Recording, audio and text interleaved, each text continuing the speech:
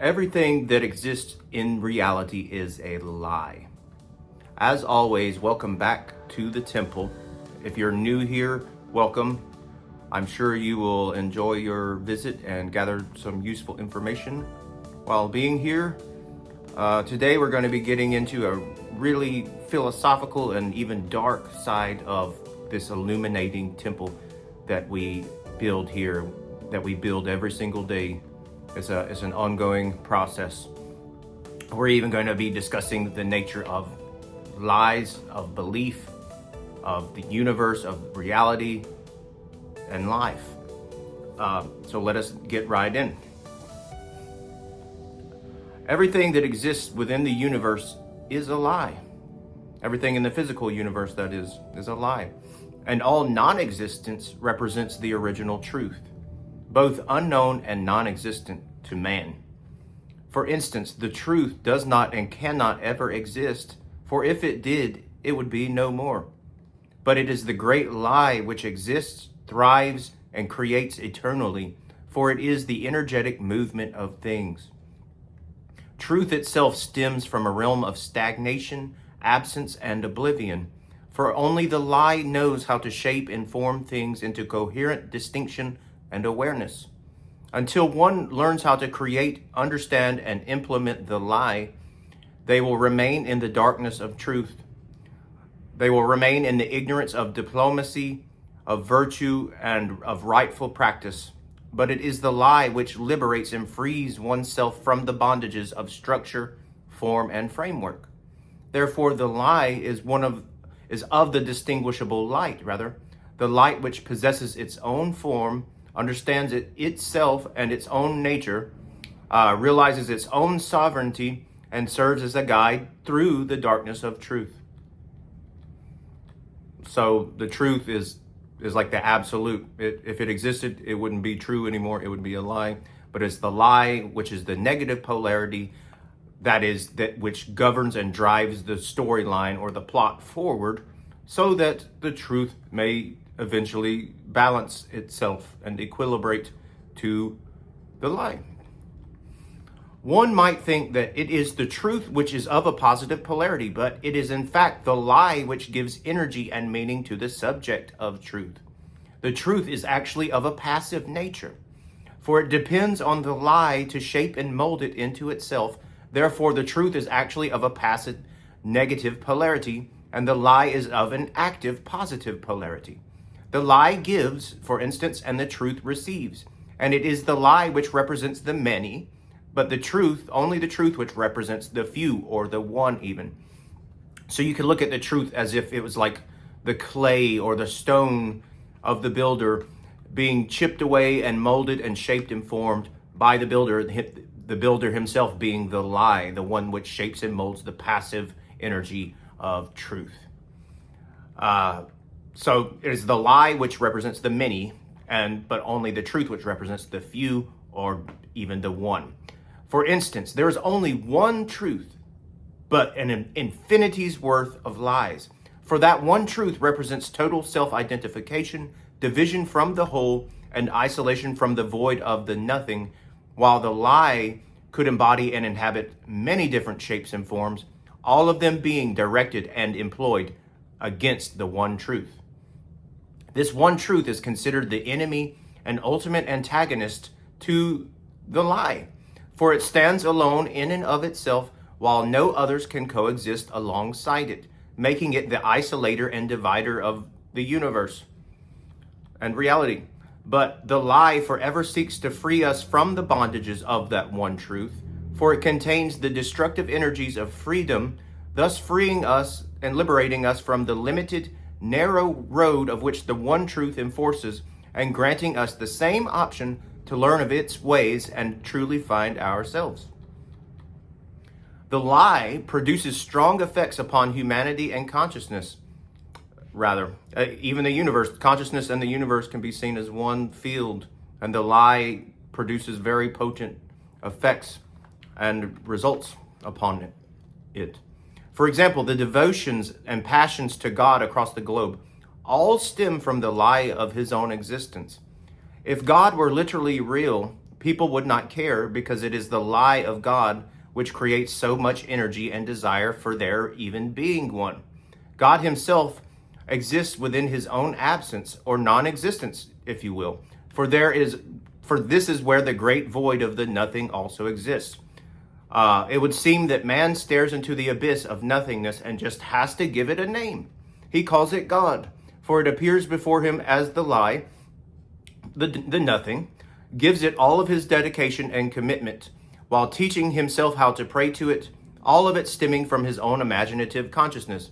So the nothing and the void, which corresponds to man's consciousness, can also be seen as the lie of God, or the place where God exists. He exists in the nothing. He exists stemming from consciousness, or the awakening of consciousness itself.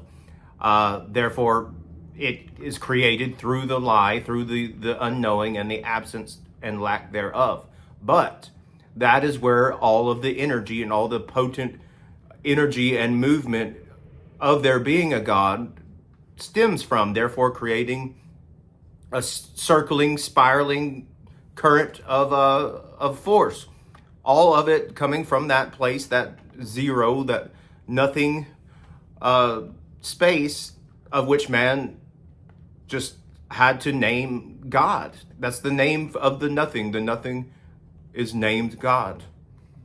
But it is also the circle. It's also the circle of infinity, and the center from which man realizes himself exists. We'll get into that in just a minute.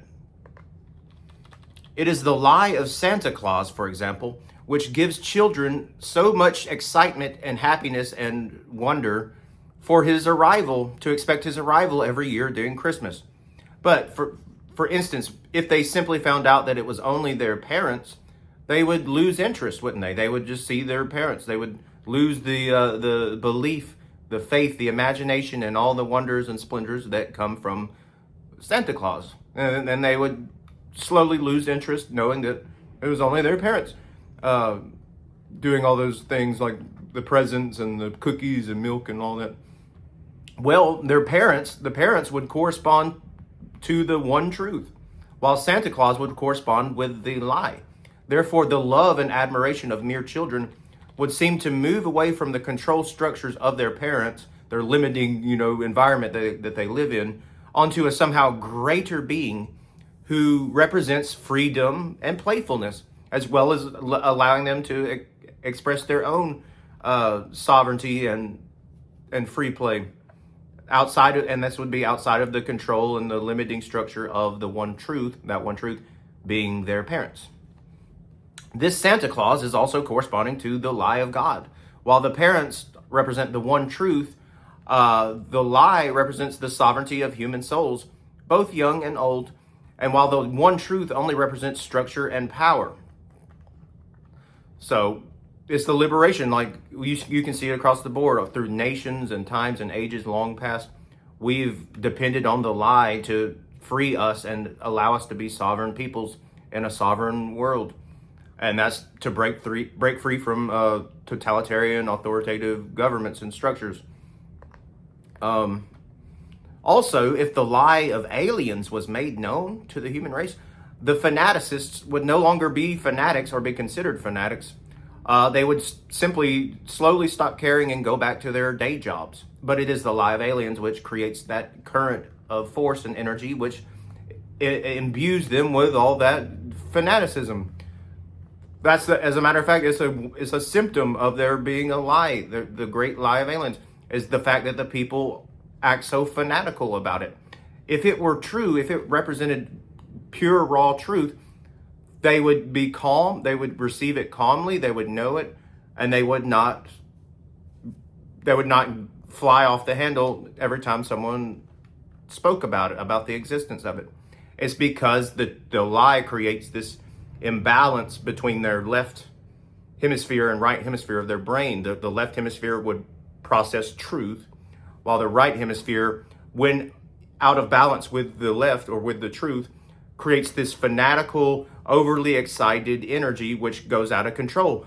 And that is because the lie of there being a factual, evident existence of a thing is not there. And this is why people act so out of control with their devotion and their passions and even their wrath and their hate towards other people, because their beliefs are stemming so much from the lie of the actual existence of it. It throws their brain out of balance. Their right brain is way up here, while their left brain is all the way down here.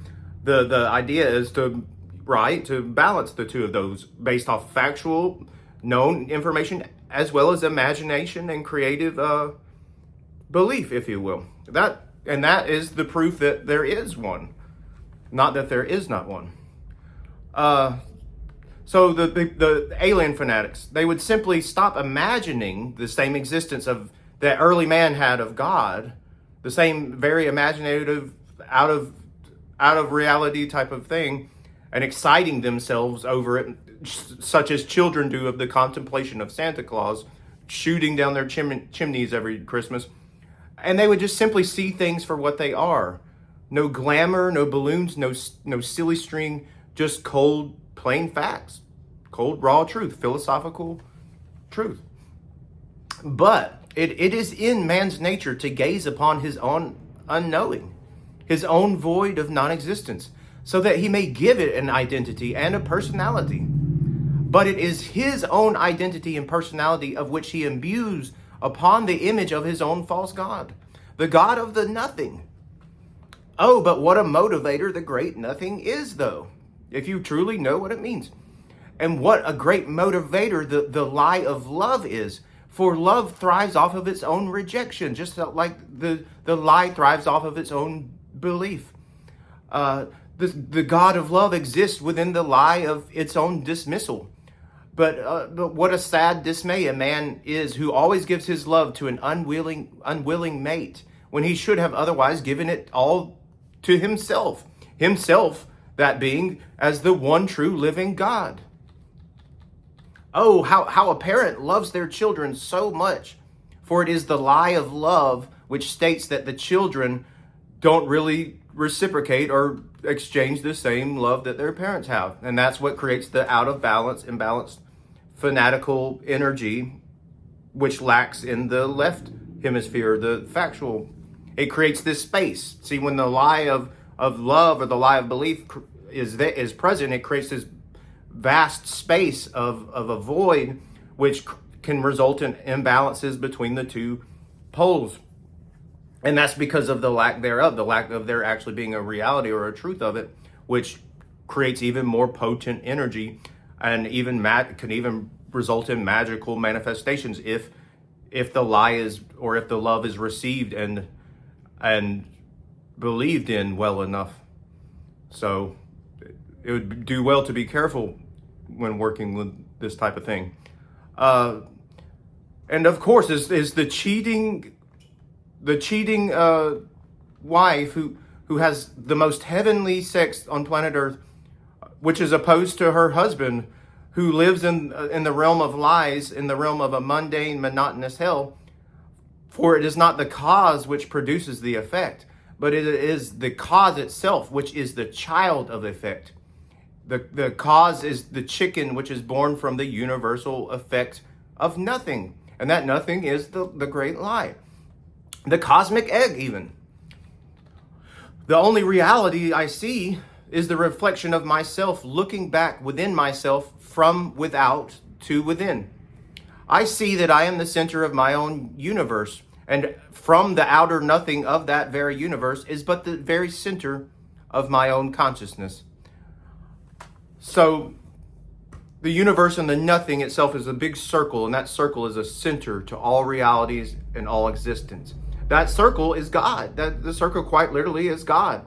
And when one realizes that circle and that God within, they create a center of intelligence, and that intelligence becomes the center of their universe and their world.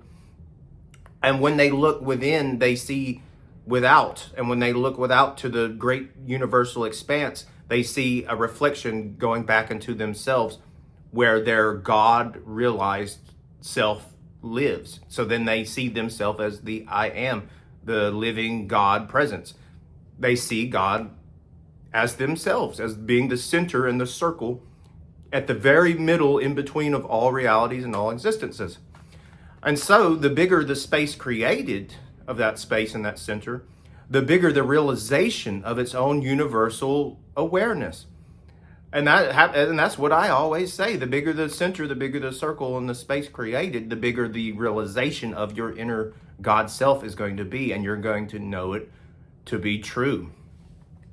So going back to the cause and effect, it's not the cause which produces the effect, but rather the cause is the child of the effect being the universal cosmic egg giving birth to the cause itself, the chicken and the egg.